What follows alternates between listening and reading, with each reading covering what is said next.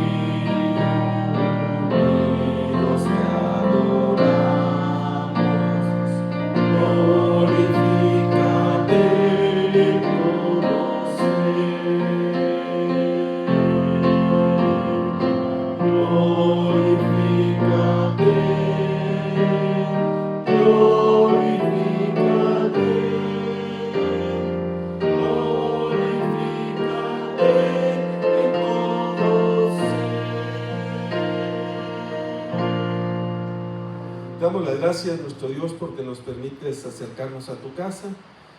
Te pedimos, Señor, que nos permitas instruirnos, nos permitas aprender cada día más de tu palabra y permite que esta hora sea, Señor, de aprendizaje, pero sobre todo que una vez aprendiendo también sepamos poner en práctica, Señor, las enseñanzas que en este día tienes preparados para nosotros. Guíanos, Señor, y úsanos conforme a tu propósito. Te lo pedimos en el nombre de Jesucristo. Amén. Amén. Vamos a abrir nuestras Biblias en esta lectura bíblica de Juan, capítulo 10.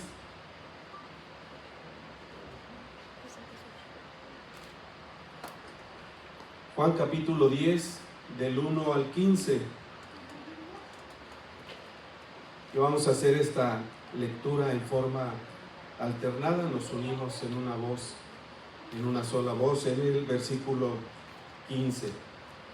Dice la palabra de nuestro Dios: de cierto os digo, el que no entra por la puerta en el redil de las ovejas, sino que sube por otra parte, ese es ladrón y salteador.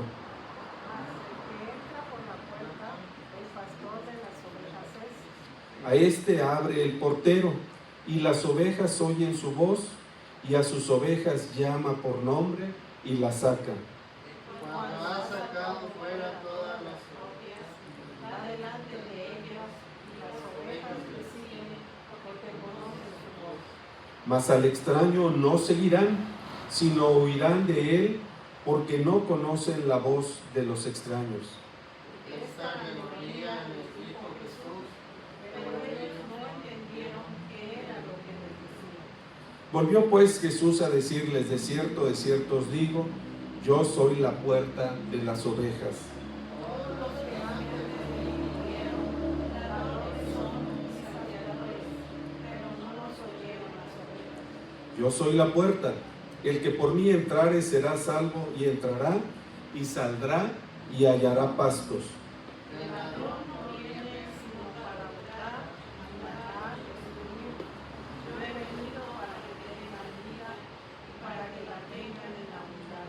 Yo soy el buen pastor su vida da por las ovejas.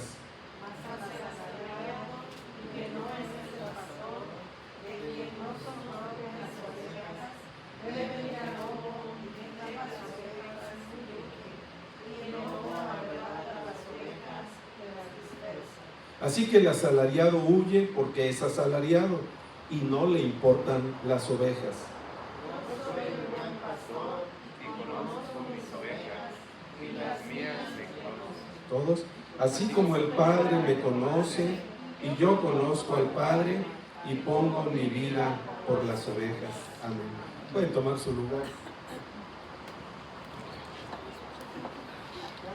En todo tiempo siempre comentamos que son tiempos difíciles, que son tiempos de desafíos, que son tiempos en los que los medios de comunicación todos los días nos están dando noticias de violencia, de crímenes, de secuestros. Y luego le digo a mi esposa, cuando estamos viendo imagen, le digo, hay que cambiarle porque aquí parece puras noticias de nota roja. Y todos los días estamos viendo secuestros, desapariciones, venta y consumo de droga de niños, de jóvenes, de adultos, todos involucrados en este tipo de drogas que cada día son más adictivas, tan adictivas que a veces con una sola vez que la prueben dicen que pueden quedar enganchados en ese tipo de drogas, como el fentanilo, que es el más de moda últimamente y que dicen que son de efectos devastadores, ¿no? Y entonces vemos cómo nuestra sociedad se derrumba todos los días moral y espiritualmente, y vemos cómo la juventud cada día también se pierde, y a veces decimos, ¿a dónde va esa juventud? ¿Qué va a ser de la juventud el día de mañana? Y a veces creemos que los jóvenes del pasado fuimos mejores y que los que vienen casi siempre es una generación perdida. No todos. Afortunadamente en nuestra iglesia tenemos jóvenes que están cerca de la iglesia, cerca de Dios y que están consagrados.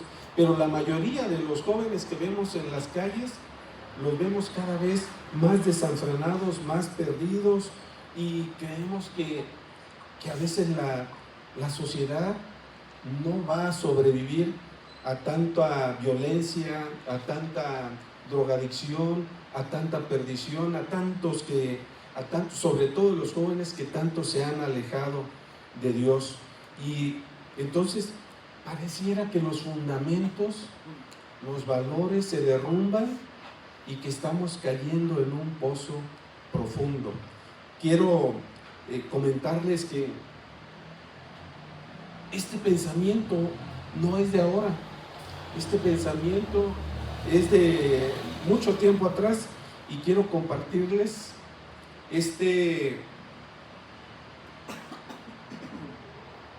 ¿cómo se llaman estos? Esta presentación que tiene muchos años y que yo la tenía guardada para una ocasión especial, y yo dije, esta es la ocasión para presentarla. Se llama Conflictos Generacionales y es basado en hechos reales. No es un cuento, sino que es una entrevista, es una conferencia que realiza este médico inglés Ronald Gibson, y comenzó su conferencia citando 4 frases y que nos van a llamar la atención, y vamos a ver qué es lo que pensaban en la antigüedad sobre los jóvenes. Lo primero que dijo, dice, nuestra juventud gusta de lujo y es maleducada, no hace caso a las autoridades y no tiene el mayor respeto por los valores de edad, por los mayores de edad. Nuestros hijos son unos verdaderos tiranos. No se ponen de pie cuando una persona anciana entra, responden a sus padres y son insoportables. Esta es la primera cita que él presentó. Y después presentó esta otra. Ya no tengo ninguna esperanza en el futuro de nuestro país. Si la juventud de hoy, dice, toma mañana el poder, porque esta juventud es insoportable, desenfrenada y simplemente horrible. Y la tercera cita: nuestro mundo llegó a su punto crítico. Los hijos ya no escuchan a sus padres. El fin del mundo no puede estar muy lejos. Y la cuarta: esta juventud está malograda hasta el fondo del corazón. Los jóvenes son malhechores y ociosos. Ellos jamás serán como la juventud de antes. La juventud de hoy no será capaz de mantener nuestra cultura. Y a veces nosotros lo decimos, y a lo mejor el hermano Eleuterio, el hermano Héctor puedan contar que cuando ellos vivían con sus papás eran obedientes, y que los hijos nada más con una mirada estaban diciendo qué tenían que hacer y qué no tenían que hacer. Y cuando empezaron a ver a los hijos de sus hijos, y cuando empezaron a ver otras generaciones, sin duda que empezaban a decir: ese chamaco de 2 chanclazos yo lo arreglo, porque le está haciendo ahí al papá o a la mamá un berrinche. Y entonces encontrábamos que la juventud de las nuevas generaciones nosotros las veíamos mal y creíamos que la nuestra fue mejor, ¿o no, hermano Héctor? Sí. Hermano Eleuterio, nuestra juventud no fue mejor que las de ahora. Pues estas 4 citas que marcó este médico, ahorita vamos a ver de cuándo provienen. Dice: después de estas 4 citas, quedó muy satisfecho con la aprobación de los que los asistentes a la conferencia daban a cada una de las frases. Es que todo el mundo puede decir: es que es cierto. Las nuevas generaciones cada día están más alejadas de Dios, cada día están más inmersas en violencia, en drogadicción, en sexo y en tantas cosas que parece que todos los días los desvían. Y entonces viene y revela de cuándo son estas frases. La primera dice que es de Sócrates en el año 479 a 399 antes de Cristo. Sócrates ya decía esto: nuestra juventud gusta de lujo y es maleducada, no hace caso de las autoridades y no tiene el mayor respeto por los mayores de edad. Esa frase fue dicha 470 años aproximadamente antes de Cristo. La segunda: la frase es de Hesíodo en 720 antes de Cristo, y decía él: ya no tengo ninguna esperanza en el futuro de nuestro país si la juventud de hoy toma mañana el poder, porque esta juventud es insoportable, desenfrenada y simplemente horrible. 720 años antes de Cristo era la opinión que tenían. Ahora imagínense nosotros que tenemos más poquitos. Pero van a ver la tercera. Se atribuye a un sacerdote del año 2000 antes de Cristo. Nuestro mundo llegó a su punto crítico. Los hijos ya no escuchan a sus padres. El fin del mundo no puede estar muy lejos. 2000 años antes de Cristo. O sea, ese conflicto generacional siempre se ha presentado. Y la cuarta frase estaba escrita en un vaso de arcilla descubierto en las ruinas de Babilonia 4000 años antes. Esta juventud está malograda hasta el fondo del corazón. Los jóvenes son malhechores y ociosos. Ellos jamás serán como la juventud de antes. Entonces es un conflicto generacional que se da siempre y que siempre se está repitiendo. Y nosotros, como generaciones pasadas, creemos que nuestra generación fue mejor, pero este conflicto se ha presentado siempre. Y entonces dice que después de un breve silencio, mientras miraba a los ojos a los integrantes de la audiencia, finalmente dijo: padres y madres de familia, relájense, pues siempre ha sido así, siempre se ha dado ese conflicto. Pero obviamente no nos vamos a quedar en esta situación y no nos vamos a quedar conformes. Dice que simplemente dio las gracias y se retiró. Vamos a llegar al final de esta presentación. ¿A qué estamos llamados?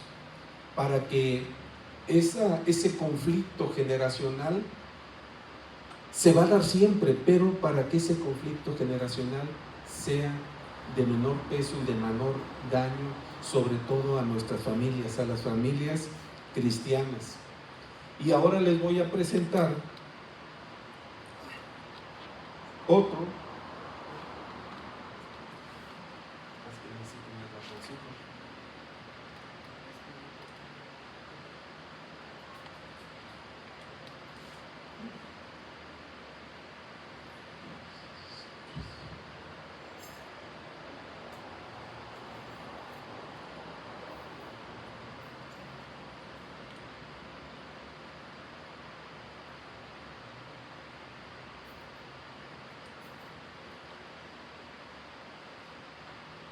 Muchos de estos conflictos vienen y se presentan en los jóvenes porque hemos sido tolerantes, porque hemos sido permisivos, porque hemos dejado que, para no tener problemas con los muchachos, sí, no estés molestando, vete, o salte, o haz lo que quieras.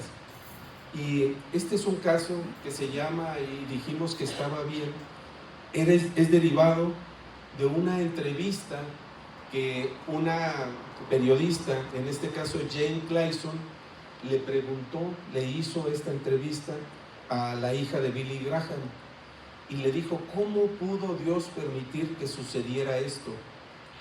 ¿A qué se refería?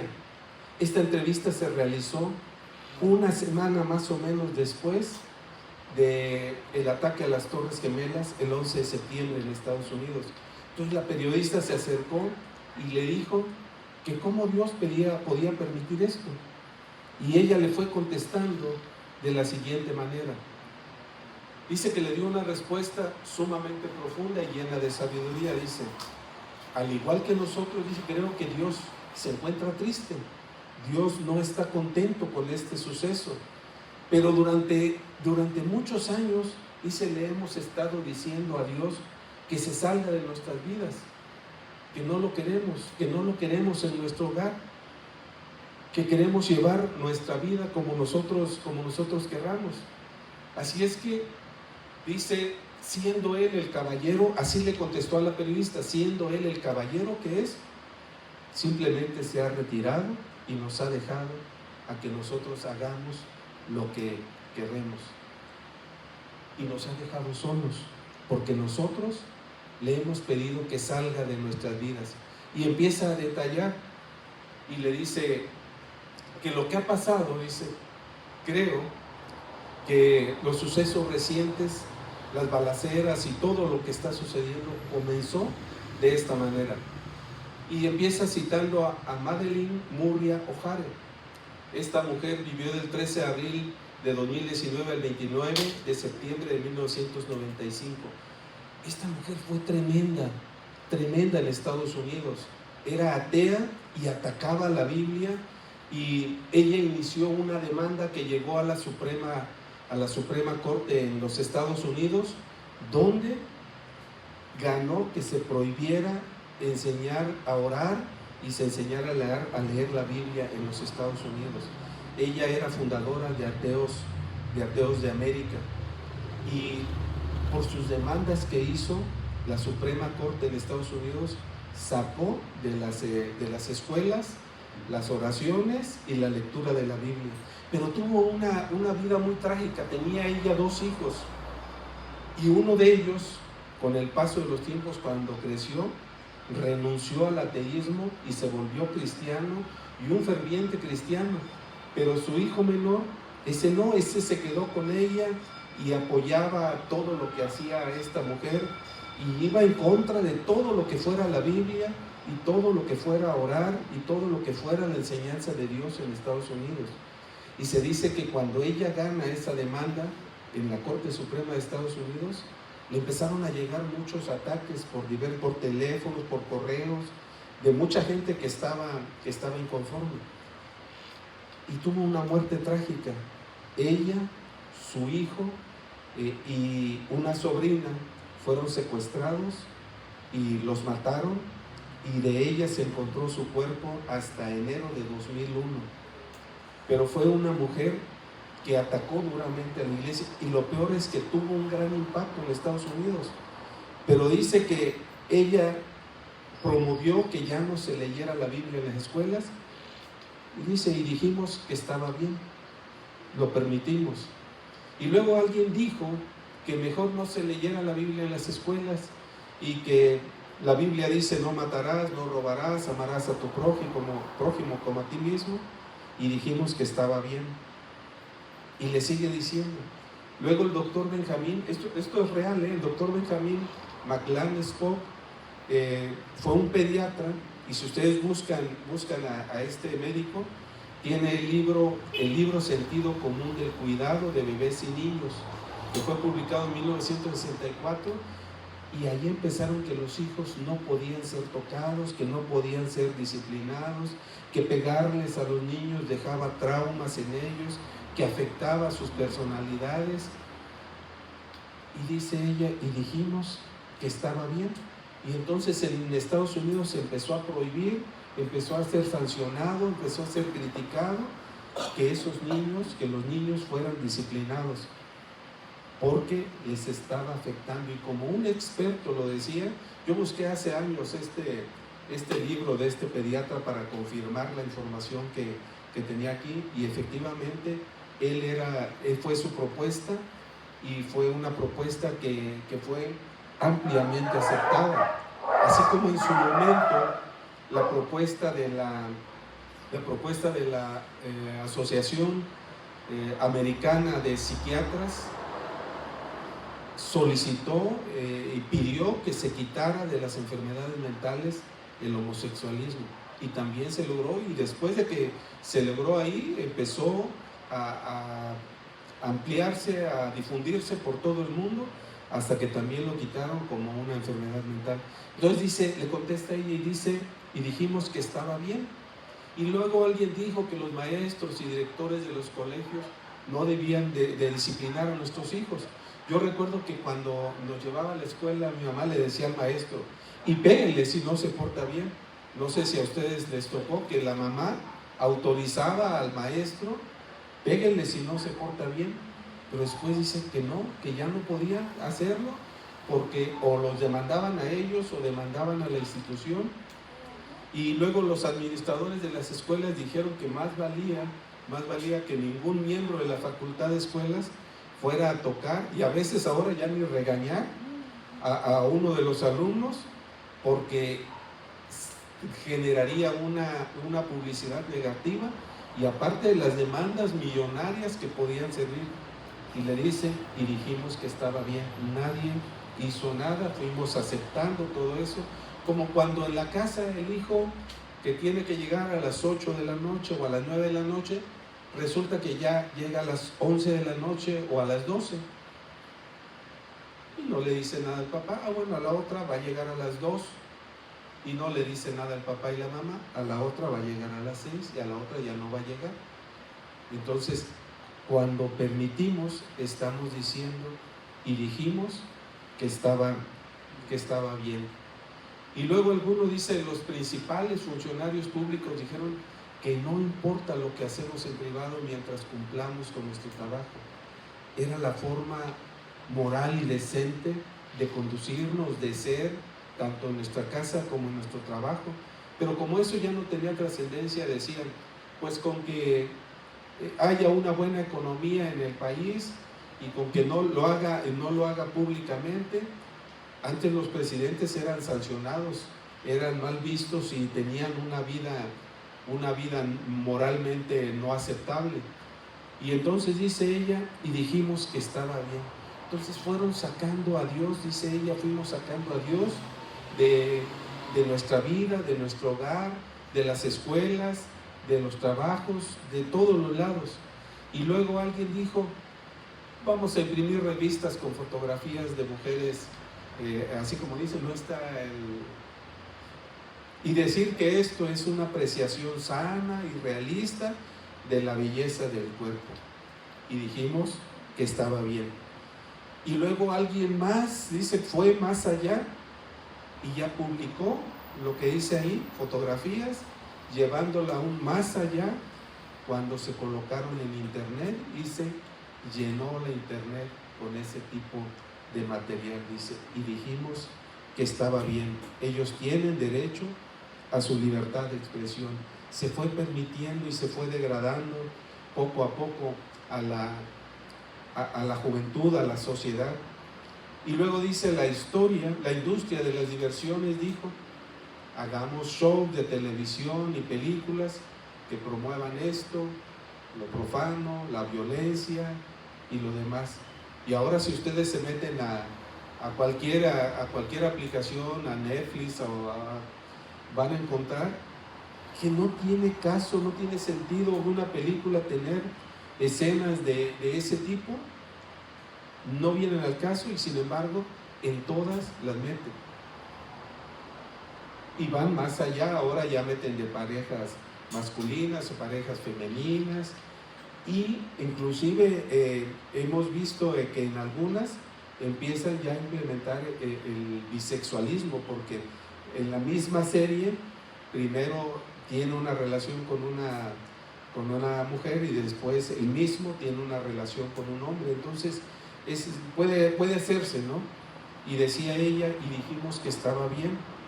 Luego dice, grabemos música que estimule las violaciones, las drogas, los suicidios y los temas satánicos. Y dijimos que estaba bien. Y luego dijimos, no es más que diversión, no tiene efectos negativos. De todos modos nadie lo toma en serio. Así que adelante. Y dice ella, y dijimos que estaba bien. Y ahora nos preguntamos, dice, ¿por qué nuestros niños no tienen conciencia? ¿Por qué no saben distinguir entre el bien y el mal? ¿Y por qué no les preocupa matar desconocidos, a sus compañeros de escuela o a ellos mismos? Si seguido vemos en las noticias como en Estados Unidos, un niño llega a la escuela con un rifle de asalto y mata a 10 a 15 de sus compañeros, a sus maestros, y en fin, ¿no? hace una matanza, pero dice, sacamos a Dios de las escuelas, sacamos a Dios de nuestras oficinas, sacamos a Dios de las escuelas. Entonces dice, ¿qué es lo que esperábamos? Dice, probablemente si lo pensamos bien y despacio encontraremos la respuesta. Creo que tiene mucho que ver con lo que sembramos, es lo que recogemos. Esa fue la respuesta que ella le dio. Y Gálatas 6:7 nos dice, no os engañéis, Dios no puede ser burlado, pues todo lo que el hombre sembrare, eso también segará. Entonces ella le dice, todo lo que sembraron, eso es lo que se está cosechando.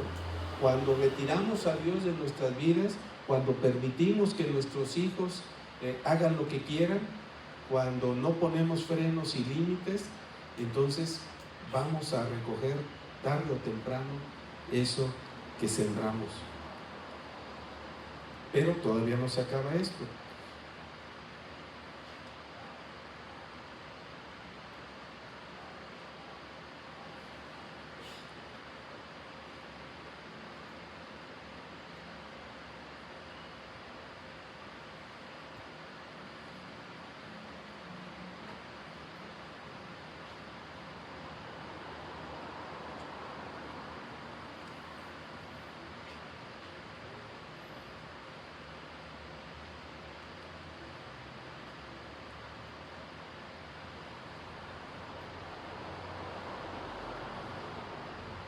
Ahora, después de haber visto esto a manera de introducción, pues tenemos que saber que nuestra obligación, que nuestro compromiso, que lo que tenemos que hacer para que no suceda todo lo que vimos en la parte anterior, es que nosotros tenemos que pastorear a nuestros hijos, que nosotros tenemos que estar con ellos como pastor de mis hijos, pero también pastoreándolos por medio de la comunicación. A veces queremos pastorear a nuestros hijos, pero a base de la violencia o a base de la imposición o por regaños o por golpes, pero no se trata de ser ese tipo de pastor. Se trata de ser un pastor que lo haga, que pastoree por medio de la comunicación, es decir, que esté en constante comunicación con sus hijos. Y ahí es donde entra la lectura bíblica que hicimos al principio, donde el Señor Jesús nos dice: de cierto os digo, el que no entra por la puerta en el redil de las ovejas, sino que sube por otra parte, es el ladrón y el salteador. Y el Padre no es el ladrón y el salteador, es el que está a la puerta, el que entra por la puerta, y sus ovejas lo escuchan y sus ovejas lo siguen. Y sus ovejas hacen lo que Él, porque ha sabido ser un buen pastor. Dice que es el pastor, no es el asalariado, es el pastor que defiende y que da su vida por las ovejas. Así que como padres, padre, madre, somos llamados a dar la vida por nuestros hijos, como el pastor da la vida por sus ovejas.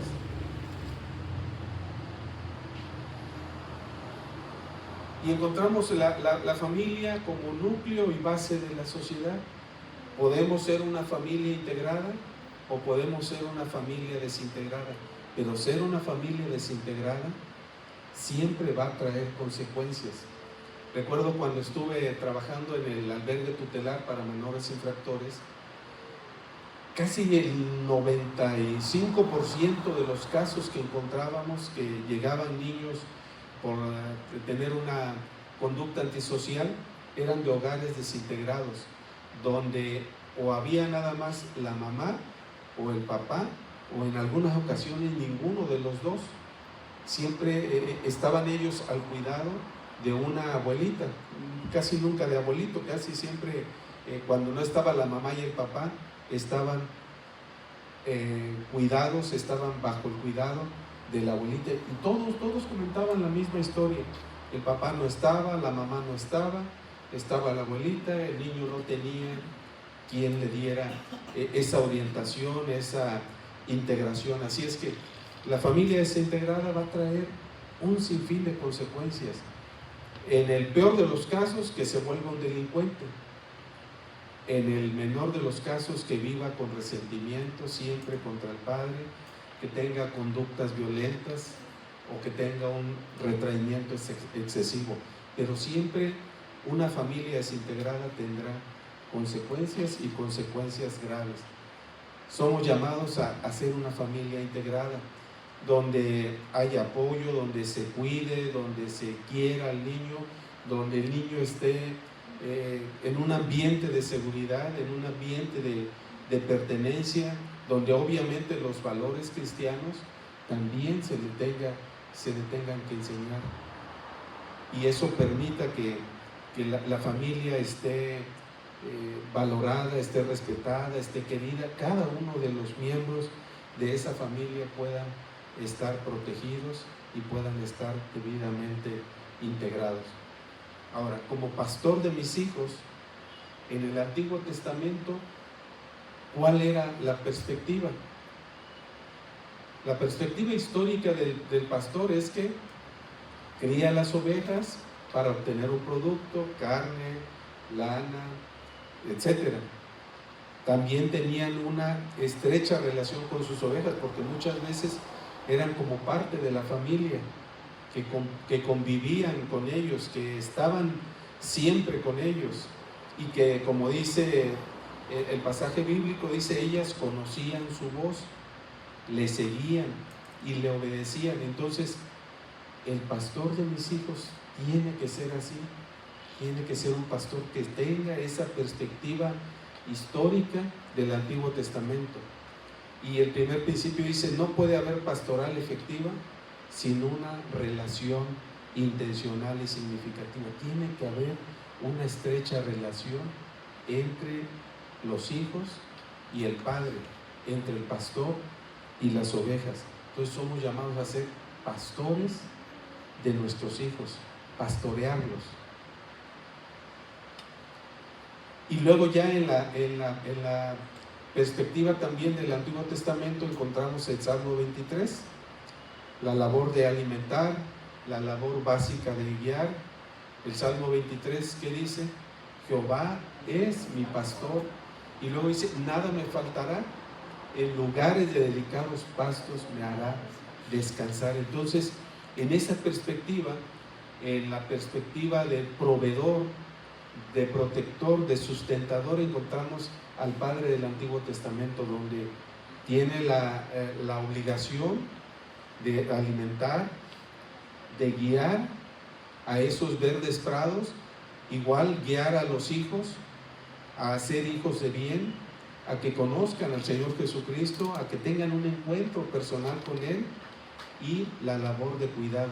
Y esa labor iba más allá de su propia vida. El pastor exponía su vida por sus ovejas, igual que está llamado el Padre a exponer su vida para proteger la integridad de sus hijos. ¿Y quién de nosotros, yo como padres, no daríamos nuestra vida para proteger a nuestros hijos, para que ellos no sufrieran, para que ellos no fueran atacados por alguien o por algo?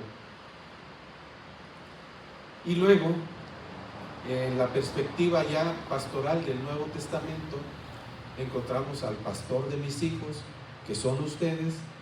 El verdadero pastor, dice la palabra de Dios, no es un extraño porque oye su voz. Si usted no tiene relación con sus hijos, si por el trabajo, por las múltiples ocupaciones, nunca se esmeró por tener una relación con el hijo va a escuchar a los amigos, a los compañeros de la calle, va a escuchar a todos, menos a los padres. Y eso es lo peor, porque los aconsejan en la calle y los aconsejan mal. Por eso dice que el verdadero pastor no debe ser un extraño,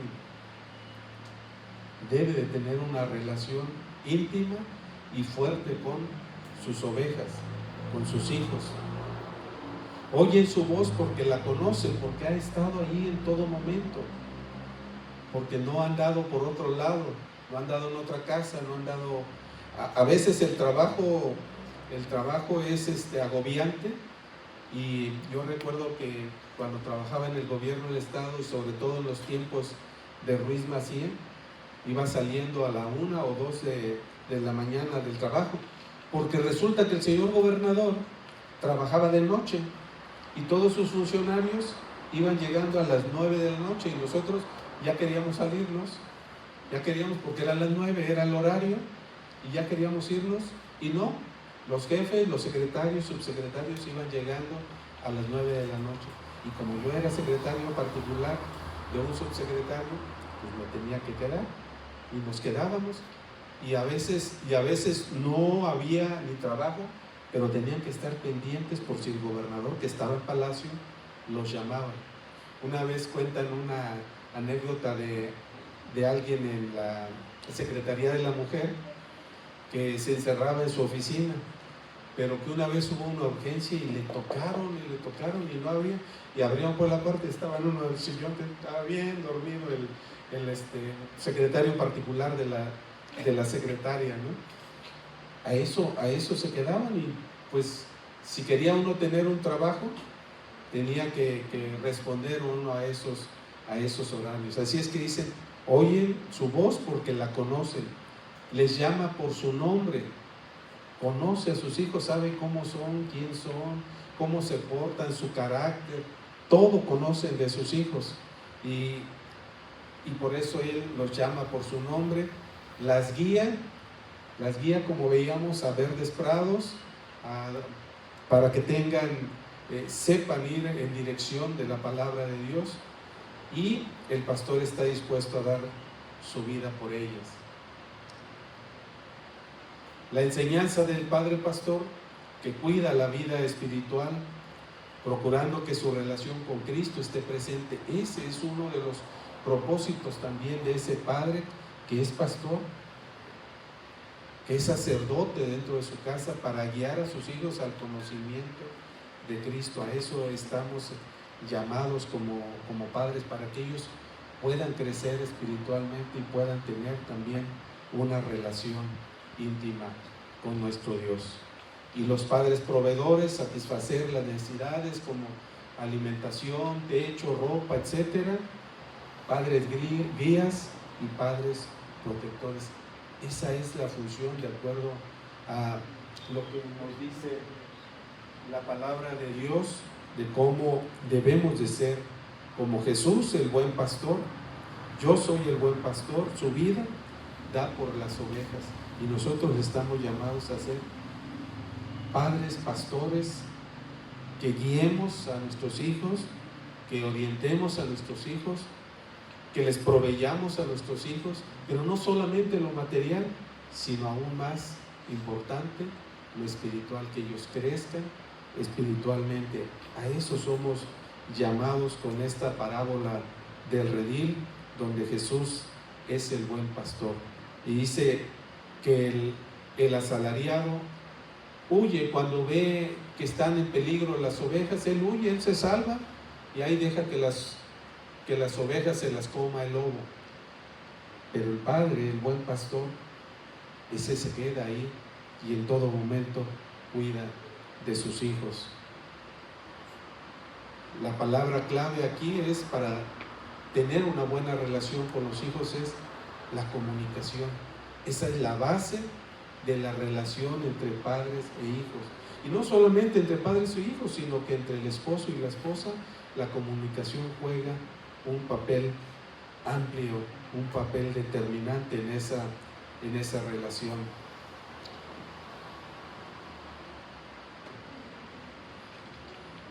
Y vamos a ver causas de la deficiente comunicación de padres e hijos. Distintas personalidades. Luego entendemos que la personalidad diferente entre padre e hijos puede influir en una falta de comunicación. Aún en la relación con la esposa, ¿no? Son diferentes, es diferente personalidad, y a veces a algunos matrimonios les cuesta trabajo adaptarse, y a veces al año ya están rompiendo porque no lo lograron. Y con los hijos es igual. El hijo es una persona diferente, independiente, con una personalidad propia, y que muchas veces esto puede ocasionar que haya una mala comunicación. La falta de tiempo, cuando nos dedicamos más a trabajar y a otras actividades, encontramos que al tener actividades diferentes es difícil conciliar una relación con los hijos, y los dejamos, y les proveemos, pero los dejamos mucho tiempo sueltos. La poca paciencia que pueden tener padres e hijos, cuando vemos que es demasiado travieso, que es demasiado inquieto, eso nos puede también causar problemas de comunicación entre los padres y los hijos. Y la diferencia era la brecha generacional de la que hablamos al principio. Eso también puede traer diferencias, ¿no? Cuando el hijo está muy chico y los padres ya están más grandes, podemos encontrar que no entendemos a veces a nuestros hijos cuando la diferencia es muy grande. Y la irrelevancia en los asuntos de los hijos.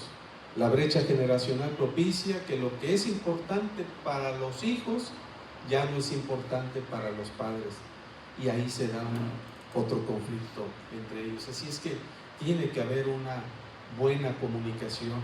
La autoridad también, actuar como padre demasiado autoritario, también va a causar diferencias entre los hijos y problemas, confrontaciones. Tenemos ahí que actuar con mesura para encontrar un equilibrio entre esa autoridad que a veces raya en la tiranía, y que a veces así fuimos educados nosotros, donde no se nos preguntaba, se nos decía es esto, y eso era lo que teníamos que hacer. Y por último, en este caso, la indisciplina. Suele común, que es muy común que los hijos adolescentes se originen diferencias, discusiones, insultos en esa etapa. A veces mi esposa luego quería regañar en algunos casos a David, y yo le decía, Dale gracias a Dios que David nunca pasó por esa etapa de indisciplina. Nunca pasó por esa etapa. A lo mejor todavía le falta por llegar, ¿verdad? Pero casi todos los jóvenes, digo, yo lo pasé y creo que todos los jóvenes pasamos una edad en que fuimos rebeldes. Y después se nos pasó. Pero a David no le ha pasado. Espero que no le llegue. Y consecuencias de una comunicación deficiente, la aparición de adicciones y otros problemas. Cuando no hay una comunicación eficiente, puede aparecer las adicciones, sea drogas, o sea alcohol, o sea tabaco y otros problemas. Embarazos a temprana edad, un embarazo no deseado trae consecuencias, resultados de una comunicación diferente. El resentimiento y distanciamiento también se pueden dar entre las familias por no haber una buena relación, por una mala comunicación. ¿Cuántos hijos pueden decir que su padre está grande, que ya viven cada quien en su hogar y no tener una buena relación con ellos o no hablarse? Puede pasar también por falta de comunicación. La comunicación es la base, es una tarea de todos para que podamos tener hijos bien educados, hijos que sean temerosos de Dios, que aprendan la palabra de Dios, que sean guiados a un encuentro personal con el Señor Jesucristo. Y la comunicación integral no se limita a dar indicaciones y establecer límites claros, sino a un intercambio de ideas, de proyectos, de estados de ánimo. Dice 1 Tesalonicenses 5:14, también os rogamos, hermanos, que amonestéis a los ociosos, que alentéis a los de poco ánimo, que sostengáis a los débiles, que sean pacientes para con todos y aprender a escuchar y a hablar. Santiago 1:19, por esto, mis hermanos, todo hombre sea pronto para oír, tardo para hablar y tardo para airarse. Ser empáticos, es decir, ser capaces de ponernos en el lugar de nuestros hijos o de nuestra esposa cuando hay un problema para poderlos entender. 1 de Pedro 3:8, finalmente dice, sed todos de un mismo sentir, compasivos, amándoos fraternalmente, misericordiosos, amigables. Tenemos toda la orientación en la palabra de Dios para ser unos buenos padres, para tener una buena relación. Buscar momentos idóneos para pasar tiempo con la familia. Y también tenemos un Efesios 4:2, con toda humildad y mansedumbre, soportándolos con paciencia los unos a los otros en amor, solícitos en guardar la unidad del Espíritu. Contacto visual es importante, mostrar interés en la comunicación con nuestros hijos, con lo que sienten, con lo que piensan, escucharlos siempre, tener una buena conversación con ellos. A veces queremos hablar o ellos quieren hablar con nosotros y el celular no lo dejamos, la televisión la estamos viendo, ajá, sí que me dijiste, y seguimos viendo, y eso también es una falta de comunicación que va a traer problemas. Y por último, la voluntad, interés y disponibilidad. Escucha a tus hijos, habla con ellos, muéstrales que te importan. La comunicación puede ser difícil, pero con esfuerzo y dedicación podemos lograr tener una buena relación con nuestros hijos. Y bueno, vamos a terminar cantando el himno 51. Somos llamados a ser buenos pastores, a buscar siempre la relación y la comunicación con nuestros hijos.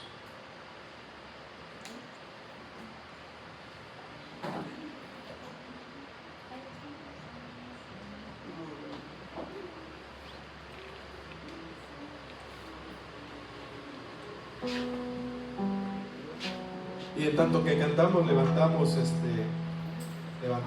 las ofrendas.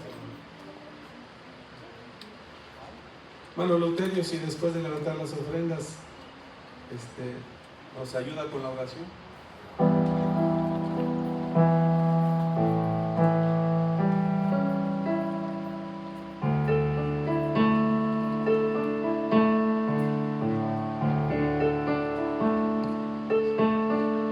Tú eres bueno, porque para siempre tu misericordia es.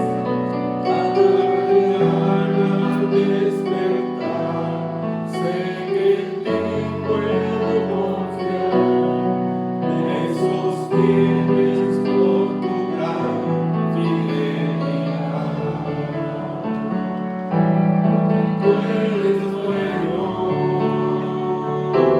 porque tu justicia eterna es, y en ella yo me deleitaré, en tu verdad caminaré, por tu senda de justicia y amén.